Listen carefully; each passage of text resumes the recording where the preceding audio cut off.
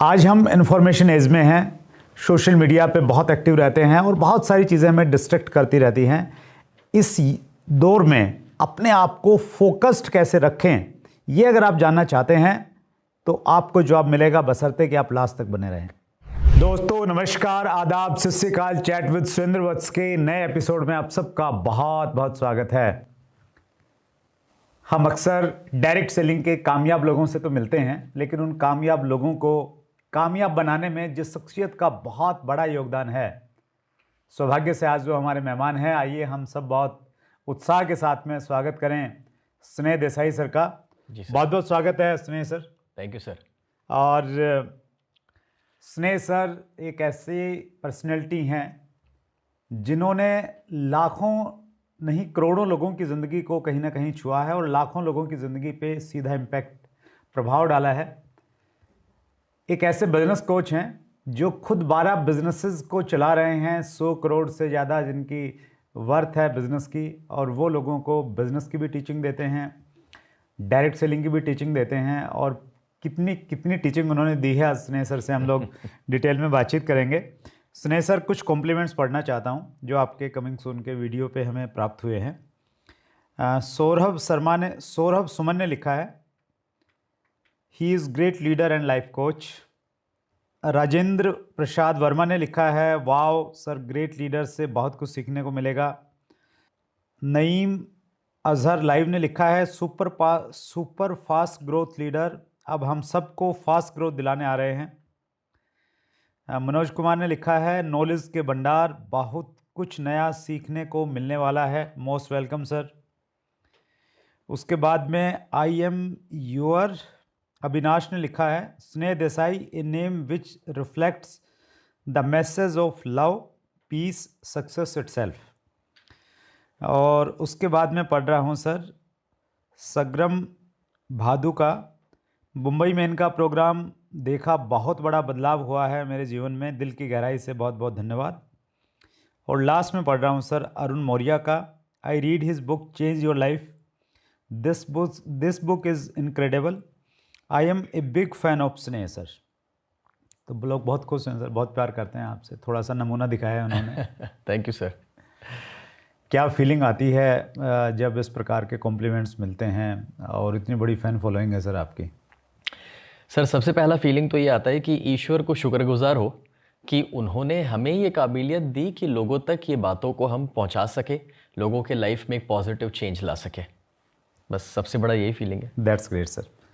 जो व्यूअर पहली बार सुन रहे हैं तो थोड़ा स्टोरी पार्ट से स्टार्ट करते हैं, क्योंकि आपकी स्टोरी अपने आप में बहुत इंस्पिरेशन है जी। मुझे लग रहा है आपकी स्टोरी को कोई अच्छे से अगर सीख ले, जान ले, तो उसी में अपने आप में बहुत बड़ा मैसेज है सर। जी सर। वहीं से शुरुआत करते हैं। सर मेरी कहानी शुरू होती है जब मैं 4 साल का था, तो मेरे पेरेंट्स ने मुझे मेडिटेशन सीखने के लिए भेजा। 6-7 साल की उम्र पे सबकॉन्शियस माइंड, गोल सेटिंग के बारे में पढ़ाना शुरू किया। 7-8 साल की उम्र पे पब्लिक स्पीकिंग, और 9 साल की उम्र पर मैं स्टेज पर पहली बार आया। उन दिनों में लोग 9 मुझे साल? हाँ 9 साल। अच्छा वाह। उन दिनों में लोग मुझे यंगेस्ट स्पीकर के रूप में जानते थे। और शुरुआत होते होते अलग अलग सब्जेक्ट्स में पढ़ते गया। जैसे एक बच्चा स्कूल में 8 अलग अलग सब्जेक्ट पढ़ता है, तो मेरे पेरेंट्स ने मुझे संत महात्माओं के पास भेजा, टीचर्स और कोचेस के पास भेजा, आश्रम में भी भेजा और सेमिनार्स में भी भेजा। तो अब मैं 11 साल की उम्र पे योग सीख रहा हूँ, 12-13 साल की उम्र पे reiki, pranic healing, vastu, feng shui, NLP सीख रहा हूँ, साथ ही साथ हिप्नोथेरेपी, सेल्स, कम्युनिकेशन। 16 साल की उम्र पे भगवद गीता पढ़ रहा हूँ। तो मुझे मज़ा आता था, ये मेरे लिए बस एक पैशन बन गया था। और हुआ कुछ ऐसा कि मेरे जो घर में मुझे बड़ा किया गया वो 10 रूम का घर, पापा का अच्छा बिजनेस, फैक्ट्री सब था। लेकिन जब मैं 15 साल का हुआ तो उनकी फैक्ट्री बंद हुई, पार्टनरशिप में कुछ चैलेंजेस आए। ओके। जहाँ से पैसा आ रहा था वो अटक गया। तो हमें वो लॉसेस को कोप अप करते हुए अपनी कुछ एसेट्स को बेचना पड़ा, और तभी गुजरात में अर्थक्वेक आया था। तो जो भी हमारे प्रॉपर्टीज़ के दाम थे वो गिर गए थे। और उसके बाद जब चीज़ों को बेचा तो सारा बेचने के बाद भी हम माइनस में रहे, और 3 बरस हमें गुजारने पड़े खुद के एक किराए के मकान में, खुद का घर बेच करके। अच्छा। तो इस सिचुएशन में अब 15 से 17 किराए के मकान में हम रह रहे हैं। पैसा नहीं है, कर्जा मेरे पिताजी के ऊपर 22 लाख रुपए का है। उस ज़माने का 22 लाख आज के मुताबिक 60-70 लाख के बराबर हो सकता है। और तब मेरी स्कूलिंग ख़त्म हुई और स्कूलिंग के बाद कॉलेज जाने का पैसा नहीं है परिवार के पास, मुझे स्पॉन्सर करने का सपोर्ट नहीं है। तब मेरे मन में ख्याल आया कि भाई क्या पैसा कमाने के लिए डिग्री होनी चाहिए या काबिलियत होनी चाहिए। तो जैसे 3 इडियट्स मूवी का वो डायलॉग है कि भाई काबिल बनो तो सफलता। अब मेरे पास तब रियलाइज़ हुआ कि काबिलियत थी पब्लिक स्पीकिंग की, कोचिंग की, क्योंकि वो सारी चीज़ें मैं कर रहा था। तो क्यों नहीं मैंने सोचा उसी पैशन को प्रोफेशन में कन्वर्ट करें। तो बस वहीं से शुरुआत हुई। एंड मैंने जितनी भी किताबें तब तक पढ़ी थी, 17 साल की उम्र तक मैं 200 किताबें पढ़ चुका था, सफलता के ऊपर, माइंडसेट के ऊपर, साइकोलॉजी के ऊपर, वेल्थ के ऊपर। तो हर एक किताब में एक चीज़ लिखी थी कि भाई गोल सेट करो। लेकिन तब तक मुझे लाइफ में कभी उसकी ज़रूरत नहीं पड़ी थी, और अभी ज़रूरत है क्योंकि किराए का मकान है, पैसा नहीं है, परिस्थिति ख़राब है। तो मैंने 4 दिन अकेले बैठ करके 101 गोल्स का लिस्ट बनाया। अच्छा। और वो जो 101 गोल का मैंने लिस्ट बनाया सर, उसमें बड़े बड़े गोल लिख डाले थे। वो सारे गोल्स ऐसे थे कि वो पढ़ा जब मैंने 101, तो रियलाइज़ हुआ कि इस जन्म में भी नहीं हो सकते, उतने बड़े बड़े गोल है जिस परिस्थिति में मैं अभी हूँ उसमें से। राइट। और 3 बड़े बड़े एस्ट्रोलॉजर, उन्होंने मेरी कुंडली देखकर मुझे 16 साल की उम्र पे ये बोल दिया था कि ये बच्चा ज़िंदगी में भी कभी सफल नहीं हो पाएगा। अब इस सिचुएशन में मैंने एक स्ट्रैटेजी को, एक साइंस को फॉलो किया, और जब तक मैं 26 साल का हुआ तब तक वो 101 में से मैं अपनी ज़िंदगी के 99 गोल्स अचीव कर चुका था। क्या बात है, क्या और उस 99 गोल्स में 17 साल की उम्र पे किराए के मकान से शुरुआत हो रही है। 19 साल की उम्र तक पापा का कर्जा दूर किया, खुद का घर बनाया, पहली मर्सिडीज़ खरीदी, 21 साल की उम्र पे दूसरी मर्सिडीज़ खरीदी, 23 साल की उम्र तक BMW, और 6 बिजनेसेस तब तक मैं डेवलप कर चुका था।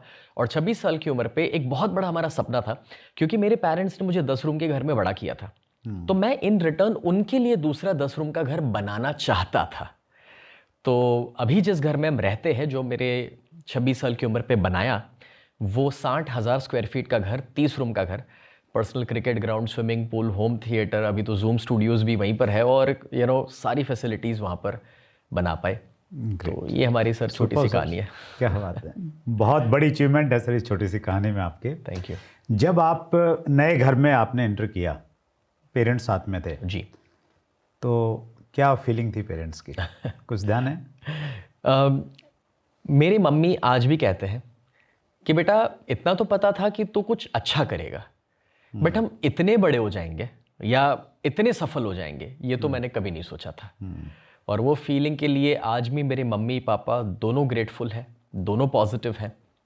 एंड जब वो घर में हम एंटर हो रहे थे, तब सीधी सी बात है कि वो इमोशन को शब्दों में रख पाना उनके लिए बहुत मुश्किल था, but we all are grateful for that. That's great. देखिए, स्नेह सर ने जिस प्रकार से अपने पेरेंट्स को वो लम्हा दिया, और वो किस प्रकार की फीलिंग उनकी रही होगी, तो हम सबके पास में भी मौका है। एक वो कहावत है ना सर कि गरीब होना बुरा नहीं है, लेकिन गरीब मरना बुरा है। और हम इस प्रकार का करें, और हमारे देश में जिस प्रकार की बिजनेस अपॉर्चुनिटी हैं, जिस प्रकार की संभावनाएं, और स्पेशली जो लोग डायरेक्ट सेलिंग में जुड़े हुए हैं, आप कुछ भी कर सकते हैं, किसी भी लेवल पे पहुंच सकते हैं। क्या करना होगा वो स्नेह सर से हम लोग पूछते हैं।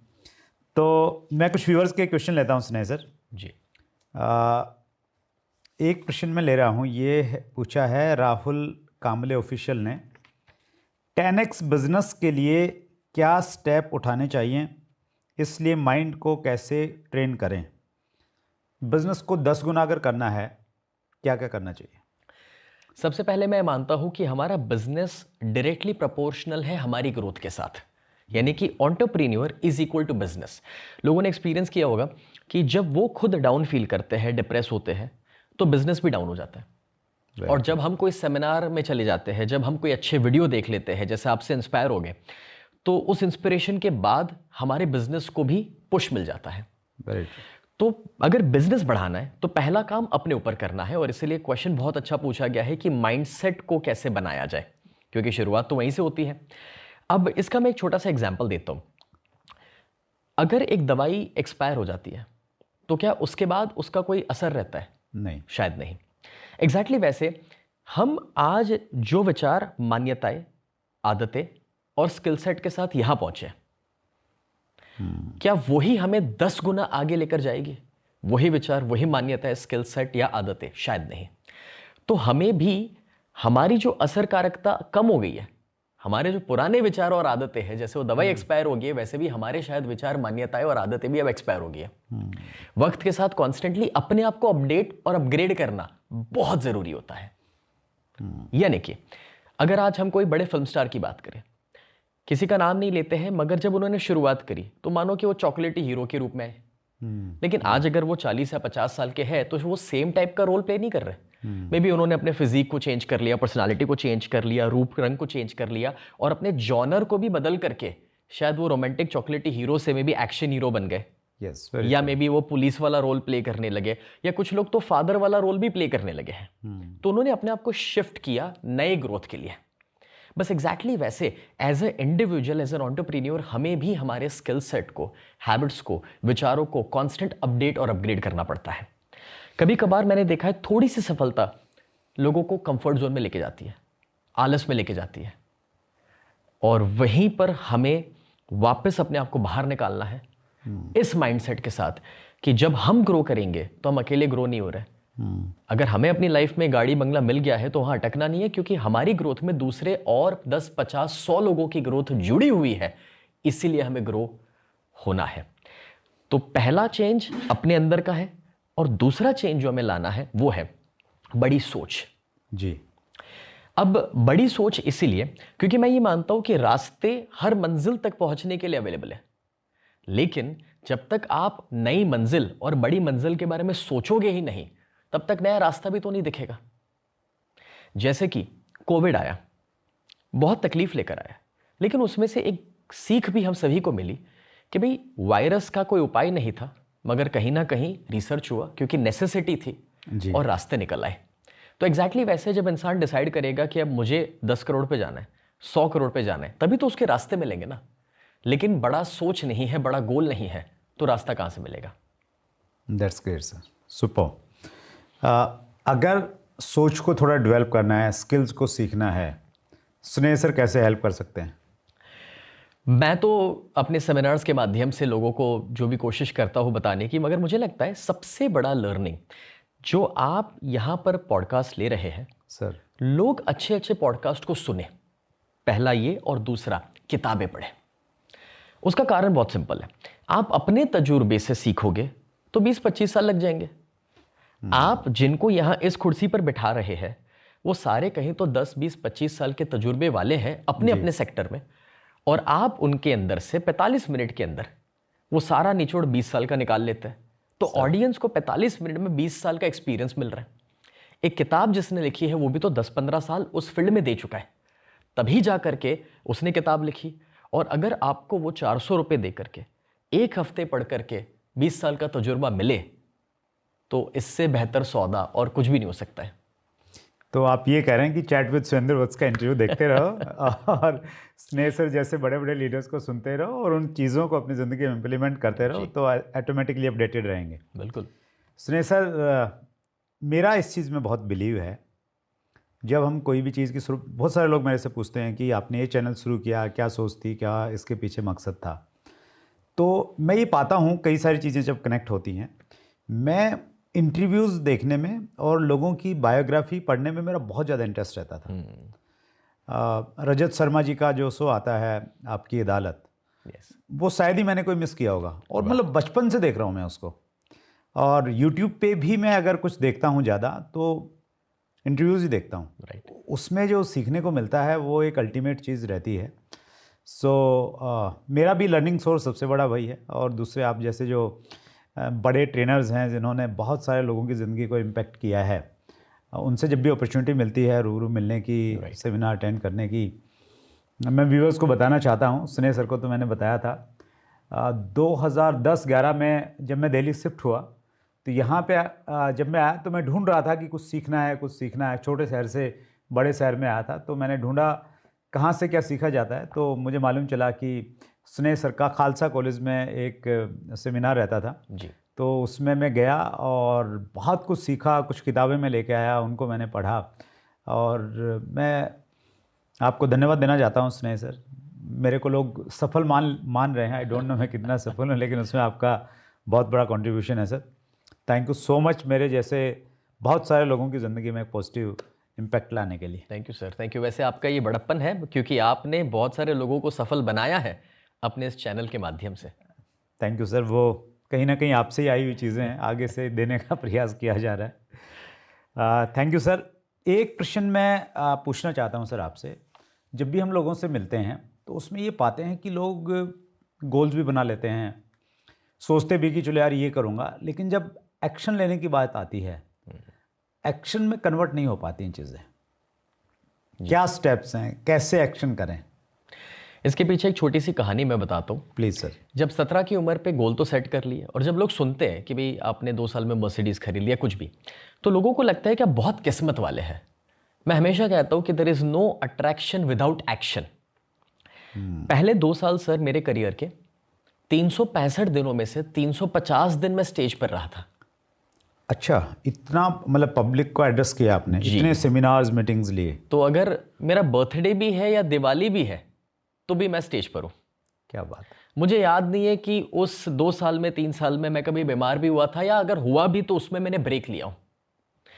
तो मेरा ही मानना है कि जब आप फर्म हो जाते हैं, एक जिद उठा लेते हैं कि कुछ भी हो जाए मुझे मीडियोकर लाइफ नहीं जीनी है, कब तक मैं अपने आप को और अपने परिवार को इस स्ट्रगल में और दुख में रखना चाहता हूं। मेरा जो बड़ा सपना है, अगर मुझे उसे पूरा करना है तो काम तो करना ही पड़ेगा। क्योंकि आपने देखा है सर, सफलता की जो सीढ़ियां ना, नीचे बहुत सारे लोग हैं, सबका सपना है टॉप पर पहुंच जाए, बट टॉप पर पहुंचने के लिए जो दर्द उठाना है वो कोई उठाने के लिए तैयार नहीं होता है। और मेरा हमेशा से एक कॉन्सेप्ट जो मुझे मेरे एक मेंटोर ने दिया था कि अगर 2 डिसीजन है आपके सामने, तो वो वाला चुनना जिसमें दर्द मिलने वाला है और कंफर्ट वाला छोड़ देना। और वो चीज़ कुछ ऐसे बैठी है कि जहां पर अगर मेरे पास ऑप्शन है कि अगर यार एक वेब सीरीज देख के अभी मैं रिलैक्स हो सकता हूँ रात को, और दूसरा ऑप्शन है कि नींद नहीं आ रही तो एक किताब पढ़ सकता हूँ, तो ज्यादा दर्द वाला ऑप्शन कौन सा और कंफर्ट वाला ऑप्शन कौन सा है? वो कंफर्ट अभी सुख देगा और फ्यूचर में दुख देगा, और वो अभी जो पेन उठा रहा हूं वो फ्यूचर में सुख देने वाला है। बस वो चुनाव करना जरूरी है। सुबह जल्दी उठना, आराम से उठना कंफर्ट है, जल्दी उठ करके काम शुरू कर लेना थोड़ा दर्द देता है, बट वही है जो आपकी तरक्की करवाता है। तो मैं ये मानता हूं कि अगर ये साइकोलॉजी हम अपने अंदर बैठा लेते हैं कि दर्द उठाने के लिए तैयार होना है, तो आपको काम करने में कोई दिक्कत नहीं होगी। जैसे भगवत गीता में कर्म योग में बहुत ब्यूटीफुल बातें बताई है, जिसमें से एक लर्निंग मैंने पाया था और वो ये था कि आराम करने से थकान लगती है, काम करने से तो एनर्जी बढ़ती है। क्या बात है। और इसलिए आज भी सर एवरेज 14 से 16 घंटे का मेरा वर्किंग रहता है। पॉडकास्ट से पहले हम कल के दिन की बात कर रहे थे आपके साथ, जी। और कल रात को भी 4 साढ़े 4 घंटे की मेरी नींद हुई है और यहाँ पर मैं हूँ। तो मुझे ये लगता है कि इतना सब कुछ लोगों से मिल करके, इतनी अच्छी अच्छी अपॉर्चुनिटीज आसपास से, इतना सब कुछ करने के लिए है, तो आराम तो कर लेंगे। जब दुनिया छोड़ के जाएंगे तब आराम ही करना है, राइट। तो ये जो मौका मिला है उसे मिस नहीं करना है। तो जब एक्शन लेने की बात हो रही है तो बस मैं चाहता हूं लोग अपना माइंडसेट बना ले एक विल पावर पेन उठाने का। भाई बॉडी तो सबको बना लेनी है, बट जिम में जाओगे तो दर्द उठाना ही पड़ेगा, और वो दर्द का जब आप आनंद लेना शुरू कर देंगे तो बड़ा कमाल होने वाला है। Great sir. मैं सर एक छोटा सा एग्जांपल ऐड कर दूं। अभिषेक बच्चन जी आए थे हमारे प्रोग्राम्स में, काफी अच्छे अच्छे सेलिब्रिटीज आते हैं, तो स्टेज पर तो अच्छी बातें हो जाती है, लेकिन ऑफ स्टेज एक बात हुई थी जिसमें अभिषेक जी ने कहा था कि जब बोले बॉस्टन से मैं पढ़ाई करके वापस आया क्योंकि मेरे पिताजी को कुछ फाइनेंशियल चैलेंजेस आए थे जी, तो बच्चन साहब को तब जो एक वक्त आया, उस दौरान भी वो देखे थे कि रात को 2:30 बजे तक वो अपनी स्क्रिप्ट के ऊपर काम कर रहे हैं और सुबह 4:30 बजे जिम के लिए जा रहे हैं। तब बच्चन साहब की उम्र 60 के आसपास होगी जी। और जब अभिषेक ने पूछा कि बट डैड आपके पास अभी तो कोई काम नहीं है, फिल्में नहीं है, आप क्या कर रहे हैं और अभी जिम जाने की क्या ज़रूरत है इस उम्र पर भी और जब काम नहीं है? तब उन्होंने कहा था कि बेटा आज काम नहीं है, बट जब भी ईश्वर काम लेकर आएगा तो उसके लिए मुझे तैयार तो रहना है ना। तो वो विल पावर, वो पेन उठाने की शक्ति, यही है जो इंसान को एक्शन की ओर लेकर जाएगी और कंटिन्यूसली एक्शन देने में हेल्प करेगी। That's great sir. मेरा अपना तजुर्बा ये है, मैं जो नज़दीक में मेरे लोग रहते हैं बहुत क्लोज, में उनको कई बार ये बोलता भी हूँ कि आपको क्या अच्छा लगता है वो इम्पोर्टेंट नहीं है, आपके लिए सही क्या है वो ज़्यादा इम्पोर्टेंट है। अगर हमारे पास में 2 चॉइसेस हैं कि एक तो मॉर्निंग वॉक कर लें, दोस्तों के साथ में गप्पे मार लें, दूसरा चॉइस ये है कि यार जिम भी है, हम जिम कर लें। तो वो दोस्तों के साथ घूमना, गप्पे मारना और ये महसूस करना कि हाँ मैंने कुछ एक्सरसाइज कर ली है, तो वो अच्छा तो लगता है, लेकिन वो उससे ज़्यादा बेटर ऑप्शन है कि अगर आप जिम कर लें या कुछ योगा कर लें, कुछ उस प्रकार की चीज़ कर लें। सेम वे खाने पीने में, मतलब जंक फूड अच्छा तो लगता है, लेकिन अच्छा वो है क्या? तो वो सेम वे में एक्शन को लेके भी है, बहुत सारी चीज़ें हैं। क्या अच्छा लगता है वो इम्पोर्टेंट नहीं है, क्या अच्छा है वो ज़्यादा इम्पोर्टेंट है। और दूसरा मैं एक और ऐड ऑन करना चाहूँगा, आपने बड़ी अच्छी बात कही स्नेह सर कि शुरुआत में आप 350 दिन स्टेज पे रहे। जब मैं सक्सेस हो गया डायरेक्ट सेलिंग में, तो मेरा एक ऑडियो आया था सर 2005 में, उसका नाम था 45 साल या 5 साल। उसमें मैंने ये बात किया था कि अगर आपने कुछ एक्स्ट्राऑर्डिनरी अचीवमेंट चाहिए स्पेशली डायरेक्ट सेलिंग में, तो आप 5 साल सब कुछ भूल जाओ, फोकस्ड रह के काम करो। 5 साल में आप वो अचीव कर लेंगे जो एक ट्रेडिशनल बिजनेस में और जॉब में आदमी 45 साल में पूरा नहीं कर पाता है। और हर व्यक्ति की यही कहानी है स्नेह सर, जिसने कुछ अचीव किया ज़िंदगी में। मेरे जो पहले 5 साल थे, उन 5 सालों में मैं 30 दिन में से 28 दिन घर से बाहर रहता था। क्या बात है।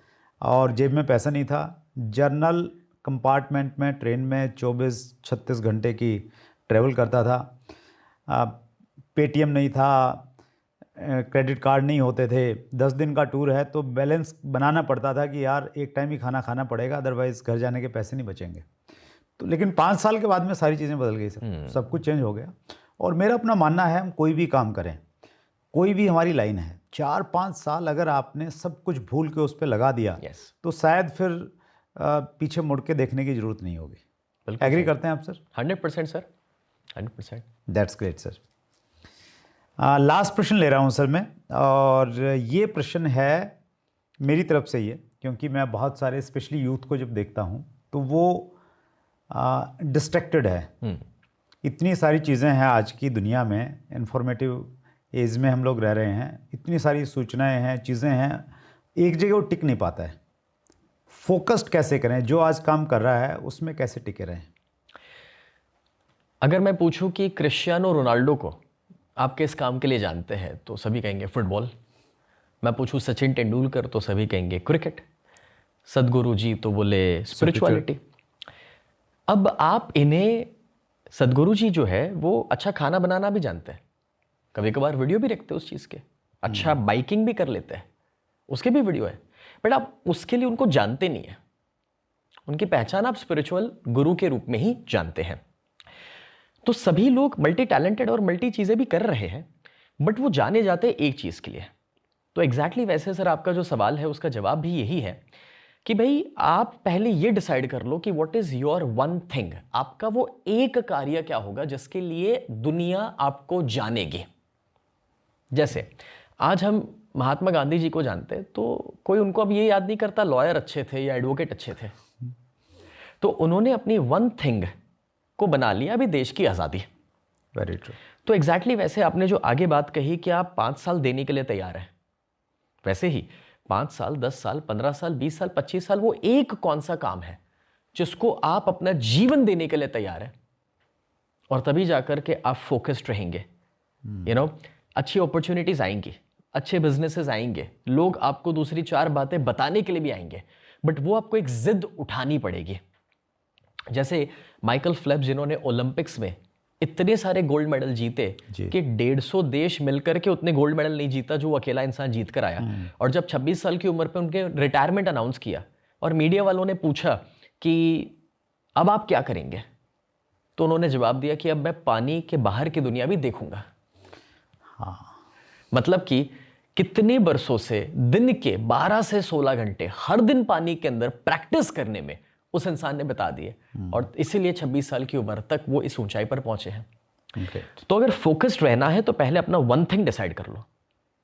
आपने अगर नेटवर्क मार्केटिंग में कोई है, एक कंपनी का चुनाव कर लिया, राइट, तो अभी आप कंफ्यूज होके बोले अब मैं एबीसी कंपनी में भी चले जाऊं, XYZ कंपनी में भी चले जाऊं, यहां से वो अच्छा बिजनेस प्लान मिल रहा है, यहां से अच्छी प्रोडक्ट मिल रही है, इसका बोनस अच्छा आ रहा है, उधर मेरा दोस्त जुड़ गया है, वहां का टीम का ऑफर और पोजीशन अच्छा मिल रहा है, कोई मतलब नहीं है। जो लोग हर 6 महीने और 2 साल पे जंप कर रहे हैं ना सर, वो कहीं नहीं पहुंच रहे। Very true sir. फोकस्ड रहने के लिए एक ही कॉन्सेप्ट लोगों को दिमाग में रखना है कि कोई भी करियर में आप पहले 80% टाइम में 20% पैसा बनाओगे और पीछे के 20% टाइम में आप 80% पैसा बनाओगे। ग्रेट। तो जब तक आपका वक्त आ रहा है पीछे के 20% का, जिसमें 80% पैसा बनने वाला है, आप उसी से पहले जंप कर लोगे तो आप सारा लॉस करोगे। तो आपने जो क्रिएट करा है उसे कंटिन्यू करो, फोकस्ड रहो, लगे रहो, उसे लिख करके सामने लगा दो कि what is your one thing, और उसमें आपका सबसे बड़ा गोल क्या है आने वाले 5 और 10 साल का, और बस उसी में लगे रहना है। क्योंकि कोई भी सेक्टर, बिजनेस और फील्ड में बड़ा बनने के लिए बड़े काम करने की जरूरत नहीं होती, लगे रहना पड़ता है। बच्चन साहब इतने बरसों से लगे रहे हैं, इसलिए ये रिजल्ट एक्सपोनेंशियली मिला है। बड़ी फिल्में करने से इंसान बड़ा नहीं बनता, लगे रहने से बड़ा बनता है। आप भी इतने बरसों से चैनल को डेडिकेशन के साथ इतनी अच्छी वैल्यू दे रहे हैं सर, और जितने हम बरस अपने अपने जोन में, फील्ड में फोकस्ड रह के देंगे, उतना हम वक्त के साथ एक्सपोनेंशियली ग्रो करेंगे ही करेंगे। That's great sir, superb.